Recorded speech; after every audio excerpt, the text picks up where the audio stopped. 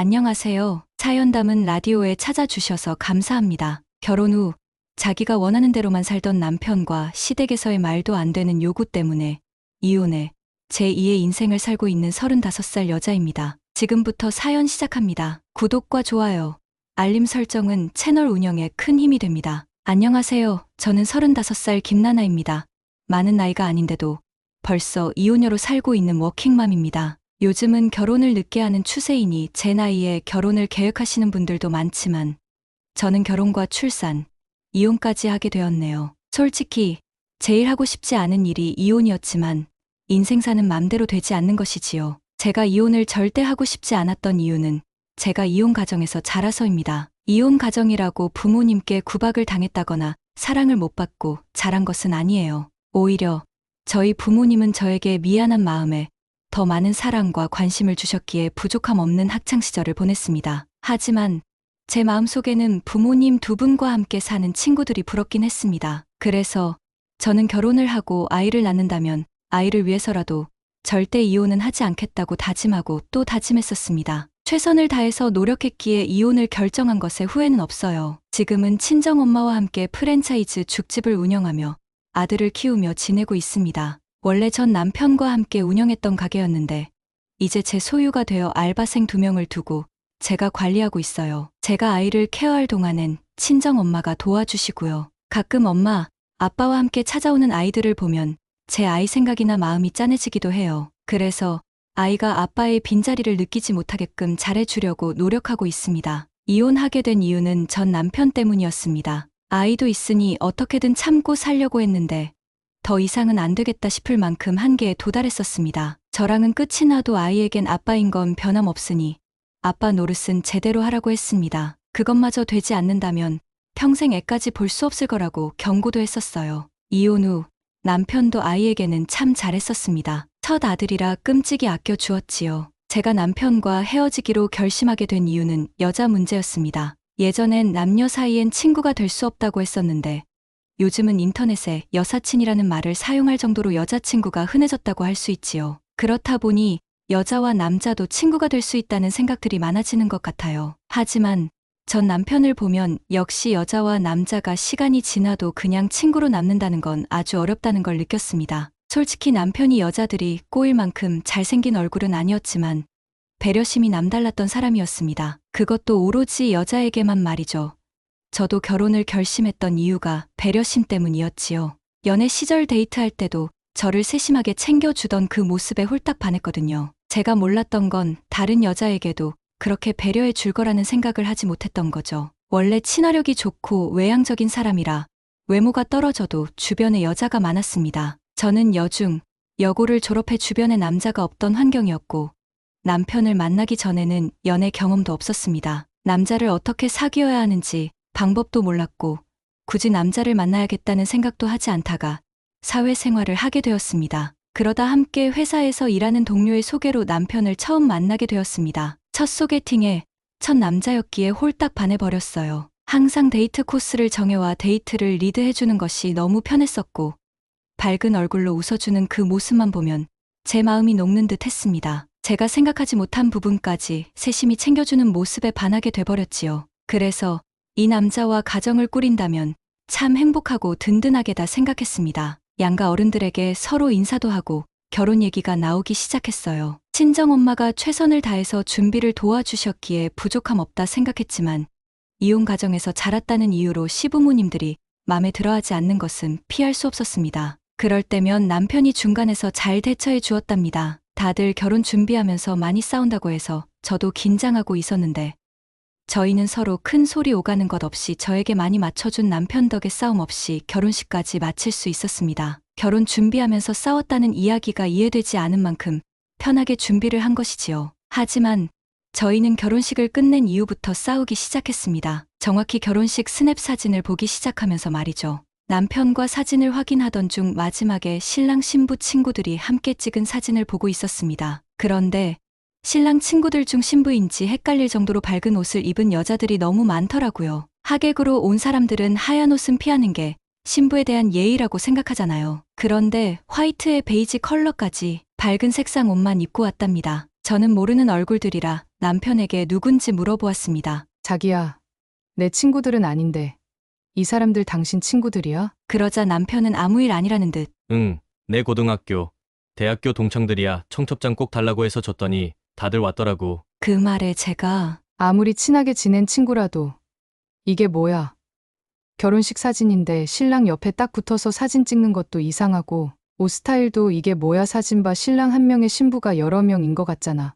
이게 뭐야 사진 보기만 해도 기분 나빠. 제 말에 남편은 오히려 기분이 나쁜 듯 했습니다. 애들이 장난치려고 그랬나 봐. 내 친구들이 장난을 워낙 잘 치는 애들이니깐 그런 건데 뭘 그렇게까지 말을 해. 기분 나빠하지 마. 아직 결혼을 안 한 친구들이라 나를 골탕 먹이고 싶었겠지. 애들이 아직 철이 덜 들었어. 그냥 이해하고 넘어가줘. 아니, 장난이라고 하기엔 좀 심한 것 같으니 그러지. 솔직히 이 사람들 이상해 보여. 이게 장난으로 끝날 일은 아니지. 이 사진 때문에 내 인생에 한 번밖에 없는 결혼식이 엉망이 된 기분이라고. 결혼식 잘해놓고 왜 그래?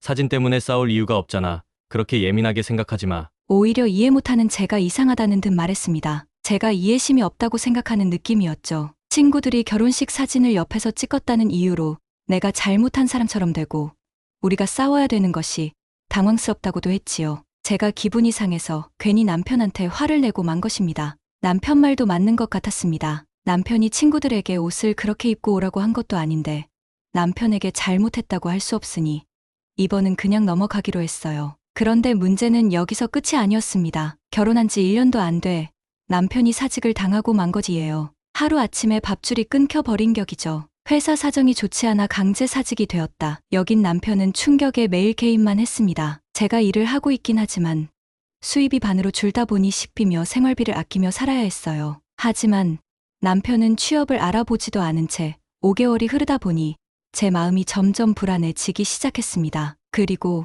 서로 기분 좋은 대화 시간도 줄어들었고요. 제가 아침에 출근하면 밤새 게임을 한 남편은 잠을 자고 있었고 제가 퇴근할 때는 게임을 하느라 밥도 제대로 챙겨 먹지 않고 있었습니다. 제가 잠을 자는 시간엔 남편은 본격적인 게임을 시작했습니다. 백수 아들이 취업하기를 기다리는 부모의 심정으로 하루하루 근심만 늘어나고 있었습니다. 솔직히 제가 먼저 말하지 않아도 알아서 취업 준비를 할 줄 알았는데 전 직장에서 오래 일했으니 쉴 때 푹 쉬어야겠다는 핑계로 놀고만 있었어요. 이것뿐이 아니었습니다. 남편이 쉬고 있을 때 제가 임신을 하게 되었습니다. 가정에서 유일하게 수입이 있었던 제가 임신을 했으니 유급 휴가로 급여가 일부 나오긴 했지만 생활이 더 힘들어질 수밖에 없었지요. 남편 휴직에 임신까지 조급하고 막막한 마음에 잠을 이루기가 힘든 날도 많았습니다. 남편과 많은 대화를 나눌 때도 있었어요. 그런데 남편이 생각지 못한 말을 꺼냈습니다. 자기야, 퇴직금이랑 대출 좀 받으면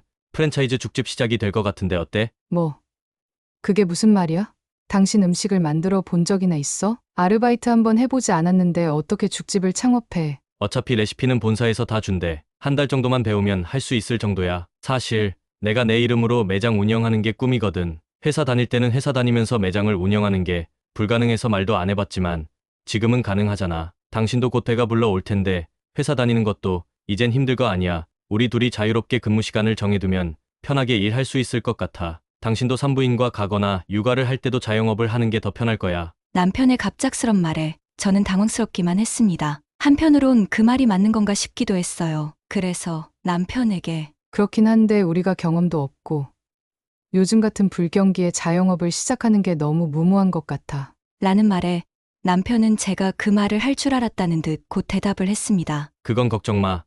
내가 죽 끓이는 법도 연구하고 당신보다 근무를 더 많이 할게. 내가 백수된 지 반년이 다 돼가는데 취직도 못하고 있잖아. 내가 이렇게 계속 있을 수도 없고 그동안 나도 취직 준비를 해봤어. 그런데 나이가 많아서 그런지 합격이 안 되더라고. 우리가 먹고 살려면 이젠 자영업이 아니면 방법이 없어. 남편의 끈질긴 설득 끝에 저는 남편이 원하는 대로 하자고 했습니다. 남편 말대로 이번 일을 기회로 생각하고 저도 퇴사를 했습니다. 육아 휴직 중 사직을 권유받기도 해서 차라리 잘 됐다 싶기도 했어요. 남편의 남은 퇴직금과 저희 퇴직금, 자영업 대출을 합쳐 죽집 창업이 가능하겠다는 생각이 되었습니다. 어느 날 시어머니가 저희 부부를 집으로 부르셨습니다. 왔니? 여기 앉아 봐라. 나나가 곧 있으면 출산인데 둘이 밥벌이가 없어서 어쩌냐? 그리고 넌 언제까지 취업은 안 하고 개인만 하고 있을 거야? 엄마, 사실 우리 사업하려고 계획 중이야. 내 퇴직금이랑 나나 퇴직금 대출 좀 받으면 죽집을 시작할 수 있을 것 같아서 지금 본사에서 레시피 교육 중이고 위치도 알아보고 있어. 예산도 꼼꼼히 계산하고 있어. 이렇게 말씀드리니 어머님이 아무 말 없이 무엇인가를 생각하시는 듯 했습니다. 그래. 너 회사 다니면서 또 권고 사직 당할까? 조마조마하는 것보다 매장 하나 있으면 더 좋을 수는 있겠다. 엄마가 너 주려고 적금 들었던 게 있는데 그거 줄 테니깐 보태서 시작해. 사업하면 아이 키우면서 하기에도 좋을 수 있으니 나쁜 선택은 아닌 것 같네. 어머님이 생각보다 큰 돈을 지원해 주셔서 너무 감사했습니다. 남편 주려고 15년 전부터 적금을 들어 놓았다고 하셨답니다. 어머님이 지원해 주신 8천만 원은 참 큰 힘이 되어 주었습니다. 남편은 매일 본사 교육과 창업할 위치를 찾아다니며 매장 오픈에 집중하고 있어요. 다행히 사무실이 밀집되어 있어 상권이 좋은 상가가 급매로 나온 것이 있어 빠르게 계약을 했습니다. 매장 주변에 병원까지 있다 보니 오픈하면서부터 손님이 많이 찾아왔습니다. 오전부터 정신없이 일하고 오후 10시가 넘어서 퇴근을 하면 잠이 드는데 5분도 걸리지 않았죠. 임신 중이라 너무 스트레스 받으면 몸에 무리가 갈까 싶어 직원도 고용했어요. 남편도 몸이 고된지 탄탄하게 자리를 잡고 오래 장사를 하려면 직원이 2명은 더 필요하다고 했습니다. 창업하고 3개월 동안 레시피 연습에 자주 오는 손님에게 어떤 혜택을 줄지 등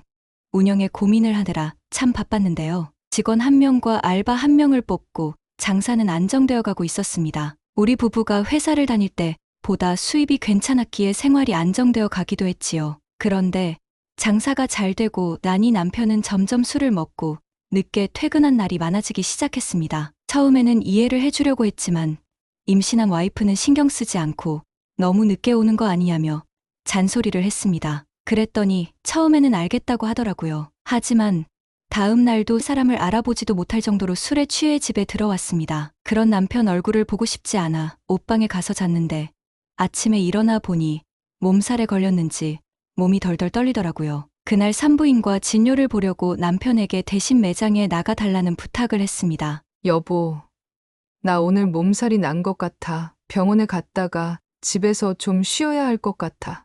내가 어제 재료 발주 넣어뒀으니까 오늘 오전에 도착할 거야. 재료 개수 확인해서 나한테 이야기해줘야 해. 내가 오늘 하려고 했는데 안 될 것 같아, 알았지? 아니, 또 당신 요즘은 임신 핑계로 일을 너무 안 하려고 하는 거 아니야? 내 친구 보니까 임신해도 만삭 때까지 일하고 하던데 당신은 이제 30주 조금 넘었는데 엄살이 너무 심한 거 아니야? 뭐, 엄살. 내가 얼마나 열심히 일하는데 지난번에 부탁할 때도 산부인과 진료 예약이 있어서 빠진 거잖아. 당신 진짜 너무해. 내가 혼자 아기를 임신한 것도 아니고 당신이 아빠잖아. 왜 날 못 잡아 먹어서 안달이야. 당신은 매일 술에 취해서 퇴근해서 오전엔 출근도 못하고 있으면서 어떻게 그렇게 말할 수가 있어. 요즘은 가게 일도 대충 하고 일에도 전혀 집중을 안 하고 있잖아. 나도 배도 불러오고 출산하고 나면 출근을 못 하잖아. 그걸 자기가 다 준비를 하고 있어야지.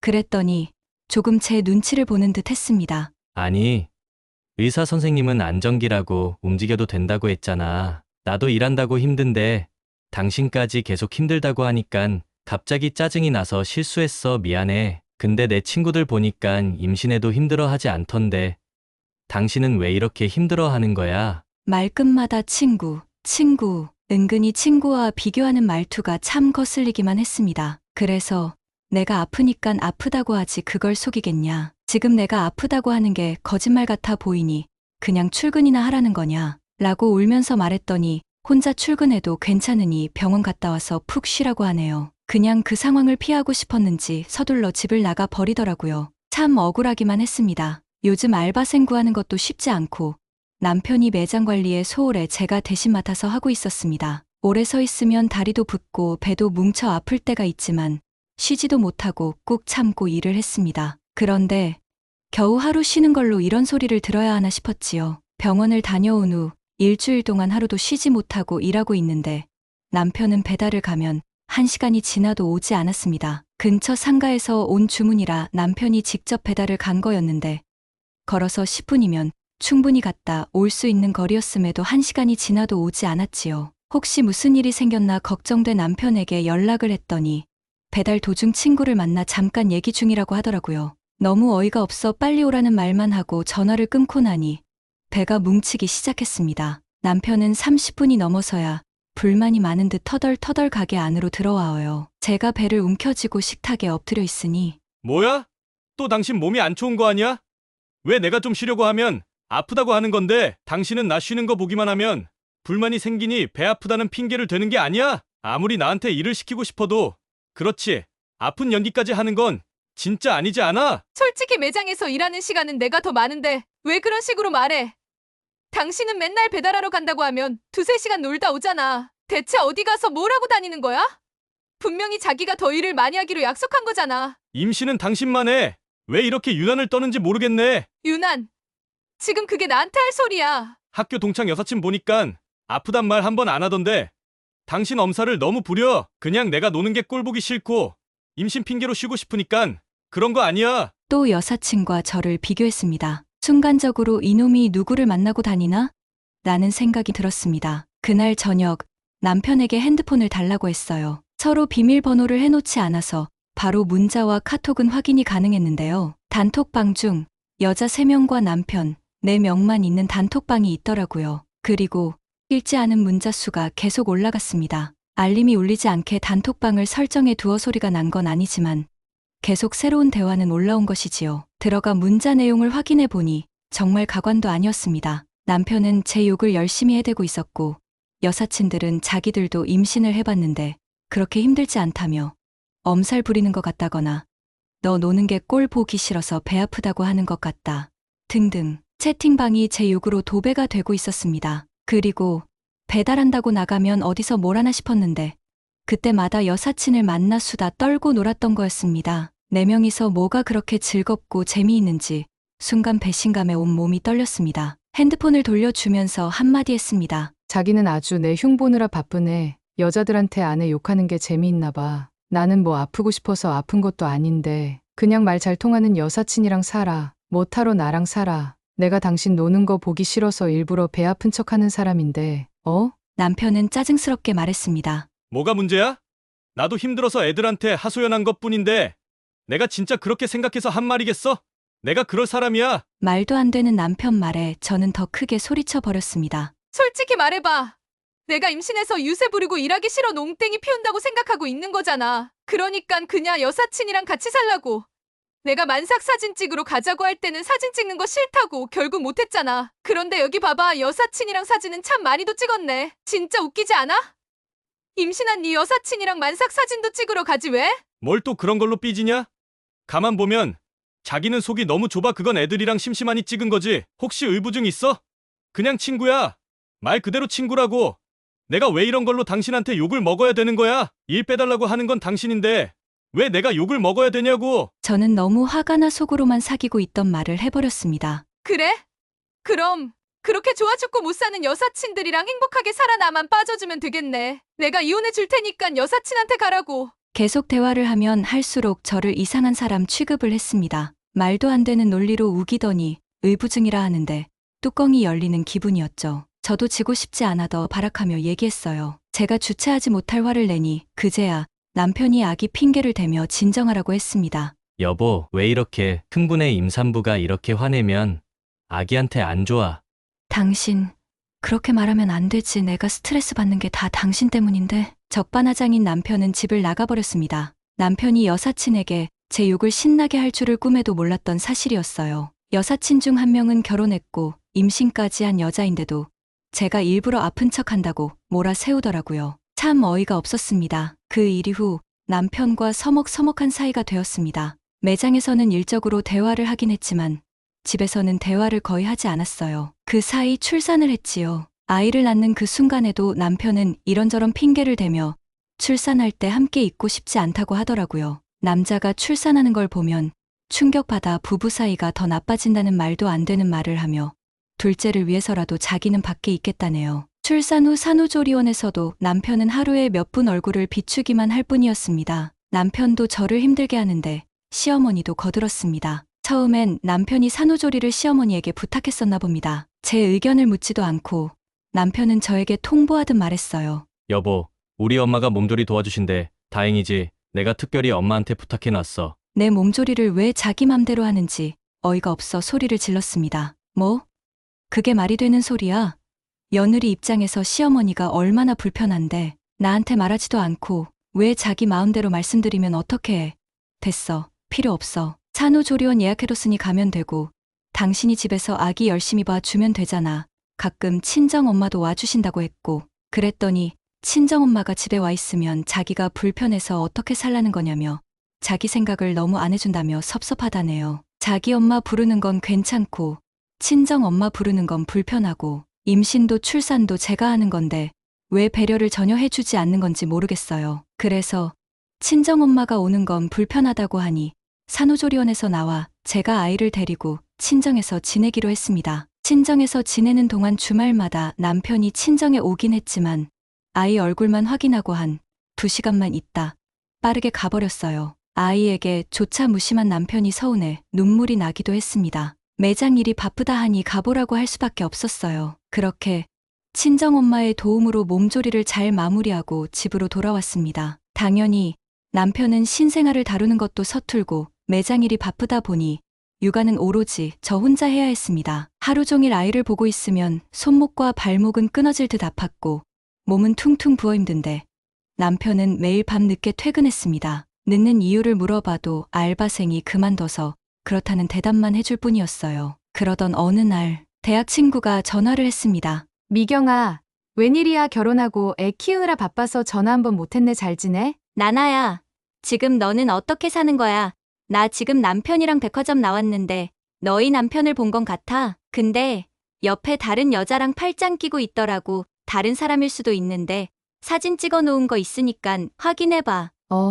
그래 알았어. 고마워. 솔직히 제 남편이 여사친이 많기는 하지만 잘생긴 얼굴은 아니에요. 그냥 길 가다 보면 볼 수 있을 정도로 흔해 빠진 얼굴이지요. 저도 남편 얼굴 보고 결혼한 게 아니라 친절하고 배려심 있는 모습에 반해 결혼을 하게 된 거였습니다. 그래서 남편이 바람을 피울 거라고는 꿈에도 생각지 못했던 일이었어요. 친구가 보내준 사진을 확인하자마자 저는 주저앉고 말았습니다. 저에겐 무심해도 딴짓거리는 하지 않을 거라고 믿었던 게 잘못이었을까요? 친구라고 했으니 친구라고 믿은 것뿐이었어요. 그런데 사진 속에서 여자와 팔짱을 끼고 웃으며 있는 사람은 분명 남편이었습니다. 피가 거꾸로 솟구치는 기분이었어요. 여자의 얼굴을 확대해 보니 결혼식에서 하얀 옷을 입고 남편 옆에서 사진 찍던 년이었지요. 그럼 그렇지.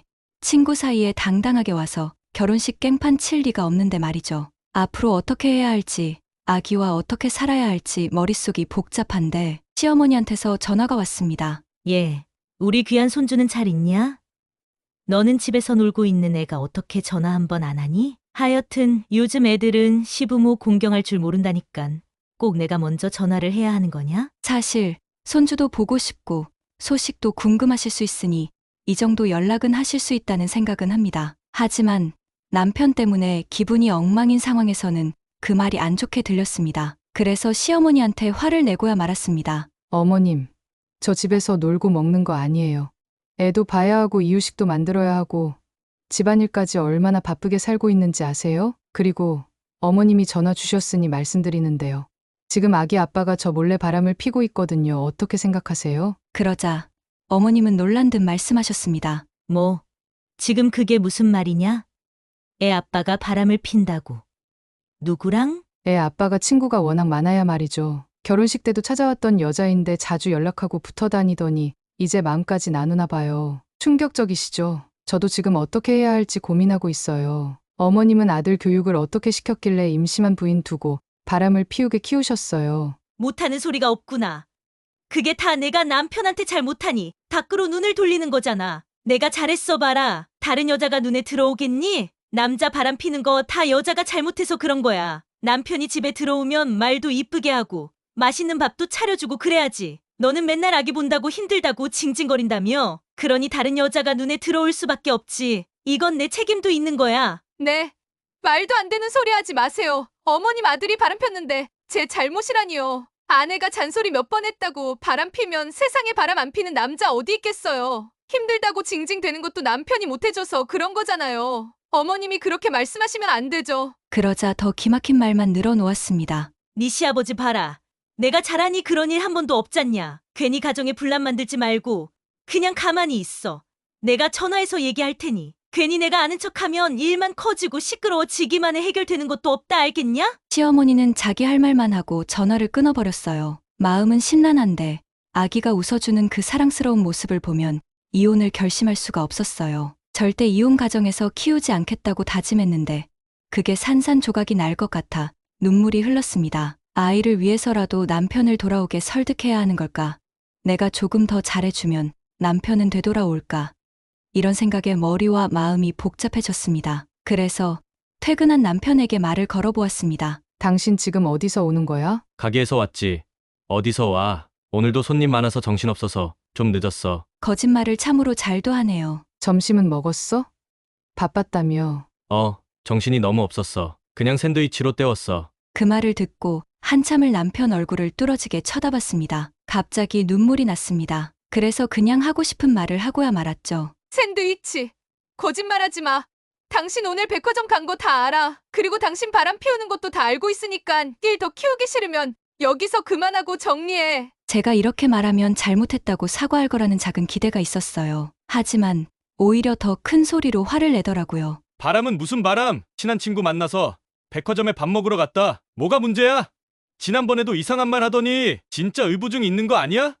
친구 없는 거 티내지 마. 친구랑 같이 밥 먹은 걸로 바람이라고 하는 게 말이 되냐고. 아까는 샌드위치 먹었다며. 당당한 사이면 왜 거짓말을 해? 당신이 하도 난리 치니깐 싸우기 싫어서 그냥 그렇다고 한 거지. 내가 바람 피운 증거라도 있어? 증거가 있냐고. 사실 제 손에 있는 거라고는 친구가 찍어준 사진밖에 없는데 남편이 아니라고 우기면 그만인 증거지요. 제가 더 이상 말을 하지 않으니 또 혼자서 씩씩거리며 문을 닫고 나가버렸습니다. 그날은 외박까지 하더라고요. 저는 더 확실한 증거가 필요했습니다. 저는 일부러 알바생이 근무하는 시간에 맞춰 매장에 나갔습니다. 매장 보안을 위해 설치해둔 CCTV가 3대 있거든요. 혹시나 남편의 불륜 장면이 있을까 하여 남편 몰래 남아있는 영상을 다운받아 가져왔습니다. 손님들과 분쟁이 생길까 싶어 소리 녹음까지 되는 비싼 CCTV를 설치했는데 참 다행이죠. 남편이 친구들을 매장에 데려와 데이트를 하던 영상까지 소리와 함께 촬영이 되어 있었습니다. 그것도 한두 번이 아니었어요. 남편과 저는 함께 매장을 운영하고 있지만 근무 시간이 다르다 보니 남편은 아주 편하게 바람을 피우고 있더군요. 정신을 차리고 CCTV 영상을 들고 변호사 사무실을 찾아갔습니다. 무슨 정신으로 계약서를 썼는지 기억도 나지 않습니다. 상간녀 소송과 이혼 소송까지 하겠다는 말을 한 뒤 상담을 끝내고 왔습니다. 눈물이 멈추질 않았어요. 돌도 안 지난 아들이 저처럼 이혼 가정에서 살 생각을 하니 가슴이 터질 것 같았어요. 너무 울어 퉁퉁 부은 눈으로 친정에 달려갔습니다. 엄마, 나 이혼하려고요. 갑작스러운 제 말에 엄마는 깜짝 놀라셨는지 왜 또 싸웠어? 그동안 잘 참더니 무슨 일 있어? 친정엄마의 말에 또 눈물이 났습니다. 애기 아빠 바람 났어. 다른 여자가 생긴 것 같아. 뭐? 이 썩을 놈. 보기에도 아까운 우리 딸 그런 쓰레기 같은 놈 때문에 힘들어 하지 마라. 엄마도 해봤잖아. 그거 별거 아니다. 그리고 내가 마음 편하고 행복한 것만 생각해. 그런 놈 때문에 울지 마. 눈물도 아깝다. 엄마는 무조건 제 편이 되어 주어 저를 안아주셨어요. 저희 엄마처럼 최선을 다해 아이를 키우면 아빠의 빈자리를 느끼지 않고 잘할 수 있지 않을까 생각하며 위로를 받았습니다. 며칠 뒤 상간녀 소장이 먼저 갔는지 남편에게 연락이 왔습니다. 당신 상간녀 소송했어? 나한테 말도 안 하고 그런 걸 하면 어떡해. 나랑 걔랑 그런 사이도 아니라니까. 당신이 착각한 거라고. 남편은 뻔뻔하게 화를 내더군요. 당신은 바람 핀다고 나한테 말하고 폈어? 근데 나는 왜 그걸 말해줘야 해? 그런 건 나한테 말고 내 변호사한테 연락하면 되고 당신도 빨리 변호사 선임하는 게 좋을 거야. 당신이랑 이혼할 거거든. 상간녀인지 아닌지도 법정에서 판단해주겠지. 제 말에 남편은 하면 안 될 말까지 했습니다. 장모님이 이혼해서 당신도 너무 쉽게 이혼 생각하는 거 아니야? 뚫린 입이라고 함부로 말하지 마. 바람피는 아빠는 우리 호진이한테 필요 없어. 당신이 감히 그런 말 할 자격이 되기나 해? 긴 말 필요 없고 내 생각은 바뀌지 않을 거야. 당신도 빨리 준비 시작해. 그리고 매장엔 당신 지분은 없어. 내일까지 당신 짐도 다 가져가. 뭐? 매장에 우리 엄마 돈 들어갔어. 그리고 그렇게 돈 벌어서 집도 산 거라고. 당신이 한 게 뭐가 있어? 맨날 집에서 놀고 먹으면서 힘들다고 징징대기만 했잖아. 듣고 있기에도 역겨운 남편의 말에 매장의 임대 계약 이름도 제 이름으로 했고 사업자, 대출도 제 이름으로 했으니 당신 건 없다고 마지막으로 소리 질러주고 전화를 끊어버렸습니다. 재산 분할이야 법정에서 기여도에 따라 나뉘는 거겠지만 집은 공동명의고 매장 계약은 제 이름으로 되어 있었으니 유책 배우자인 남편에게 한 푼도 주고 싶지 않았어요. 1년 6개월이라는 긴 시간 동안 법정 공방은 이어졌습니다. 불륜을 저지른 남편의 영상을 증거로 제출해서 시어머니가 보태준 8천만 원의 절반은 저희 몫이 되었어요. 그리고 재산 분할과는 별개로 유책 배우자가 위자료 4천만 원을 지급해야 된다고 결정났습니다. 매장을 운영한 자금으로 구입한 아파트는 남편이 갖게 되었지만 5천만 원을 저에게 지급하는 걸로 소송은 끝이 났습니다. 집을 다시 장만할 만큼 금액이 되지는 않았지만 아들과 살 수는 있는 금액이었어요. 그리고 상간녀는 소장을 안 받고 피하기만 하면 끝날 줄 알았나 봅니다. 이미 소송은 진행되었는데 뒤늦게 변호사를 선임하고 대리 출석시켜도 승소할 길은 없었죠. 매장에서 일하는 남편을 일부러 불러내고 매장에 찾아와 불륜 행위를 한 영상이 남아있으니까요. 상간녀에게도 소송 비용 전체를 부담하고 위자료 2천만 원을 지급하라는 판결이 나왔습니다. 이렇게 결정이 나고 나니 그제서야 저에게 연락을 해왔습니다. 정말 죄송해요. 잘못했어요. 한 번만 용서해 주세요. 제가 처음부터 이렇게 하려고 그런 건 아니에요. 제정신이 아니었어요. 이렇게 빌게요. 참 웃긴 년입니다. 내 남편을 가지고 싶어 안달이더니 이제 와서 왜 이러는지 모르겠네요. 혜지 씨, 임신한 부인 두고 사귀자고 내 남편 꼬시는 거 다 봤어. 그렇게 스릴을 즐긴 땐 재미있었지. 소송 당해보니 무섭긴 한가 보네. 위자료가 아까우면 같이 있어서 너무 행복했던 그 남자한테 돈 달라고 해보던가. 아무튼 난 법대로 할 거니깐 다시 연락하지 마. 울며 불며 소리치는 상간녀의 목소리를 뒤로하고 전화를 끊어버렸습니다. 다시 전화와도 받고 싶지 않아 번호 차단까지 했습니다. 남편과 이혼도 하고 상간녀 소송도 나름 만족스럽게 마무리되었습니다. 하지만 남편은 아이를 위해서라도 다시 한번 기회를 달라며 재결합을 하고 싶다는 연락을 계속해왔습니다. 아들의 친권과 양육권 모두 가져왔지만 아이 문제로 연락을 해야 하니 전 남편 연락을 차단할 수는 없었어요. 제가 얼마나 쉽고 우습게 보였으면 이런 소리를 짓거릴까 싶었죠. 항상 아들을 걸고 넘어지는 남편의 대화법, 이제 지긋지긋하기만 합니다. 엄마로서 가질 수밖에 없는 죄책감을 이용해 어떻게든 제 결합을 계획하는 것 같은데 말도 안 되는 일이라 단호히 말해주었습니다. 이혼 후 친정엄마와 함께 살며 매장을 운영하기로 했습니다. 엄마가 먼저 딸과 손자가 걱정이 돼 먼저 도와주겠다고 연락을 주셨지요. 친정엄마의 인생에 제가 1순위이거든요. 참으로 감사한 일이죠. 그리고 엄마는 포장 고객에게 다른 혜택을 주며 배달보다 포장 고객의 비중을 높였습니다. 죽 레시피를 금방 익히셨는지 죽이 더 맛있어졌다는 후기 덕분에 전 남편과 운영했을 때보다 수익이 더 늘어났습니다. 애초에 자리 잡는 것부터 본사와의 거래를 알아보는 것도 다 제가 한 일이었어요. 남편은 알바생 관리, 청소만 맡아서 했지 매장 운영에 큰 도움이 되지는 못했었습니다. 친정엄마가 나서서 장사를 도와주니 매출은 껑충 뛰었습니다. 가끔 보기 싫은 인간들이 찾아오기도 하는데요. 친정엄마가 먼저 소금을 뿌리며 쫓아내 주셨습니다. 요즘은 열심히 일을 해 돈도 잘 벌리고 아이도 안정되게 잘 커가는 모습을 보면서 이혼을 잘 선택했다는 생각이 듭니다. 곧 있으면 유치원에 들어가야 하는데 혹시나 아이 아빠가 찾아올까 그게 불안하긴 해요. 친정엄마가 인생이 선배시니 엄마가 해주셨던 것처럼 저도 제 아들에게 아빠의 사랑까지 듬뿍 주려고 합니다. 스스로 선택한 삶은 스스로 책임을 져야 되는 거죠. 저는 제 아들을 책임지는 멋지고 훌륭한 엄마로 살아가 보려고 합니다. 제 사연을 끝까지 들어주셔서 감사합니다.